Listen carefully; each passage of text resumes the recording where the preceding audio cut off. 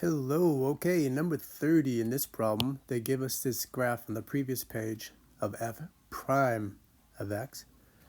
They tell us that f of negative 3 is 0, find f of positive 3. Be careful, they're giving us and asking for values of f, but the graph is the graph of f prime. So, some people defined f prime piecewise in terms of these two pieces, but that's not the way to go. Let's take a quick look, though, at what those people did. They found the equation of this line on the interval from negative 3 to 0, and the equation of this line on the interval for values of x greater than 2. And then, to evaluate these things and use this, they did the antiderivative to get what f would be piecewise, which gave us.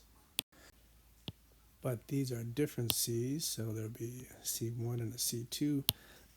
And since they're asking us to evaluate when x is 3, that's going to be in the bottom one, but we can't find c2. That's the problem.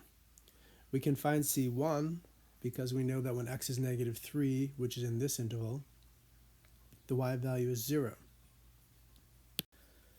So plugging that in, we get 0 equals 6 minus 6 plus c1, so c1 is 0.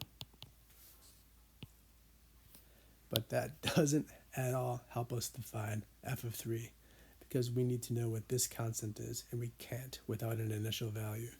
So this was not the way to go. How should we do this problem?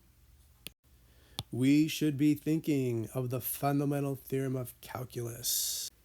The definite integral from negative 3 to 3 for the given red function will be the antiderivative of f prime of x, which will be f of x, and that will be evaluated from negative 3 to 3, which is f of 3 minus f of negative 3, exactly what they've given us and what they've asked us to find. That means we can set this right side up equal to the left side, and the left side is the area between the function f prime of x and the x-axis, these two regions. One region which is a positive value and the other region which is a negative value.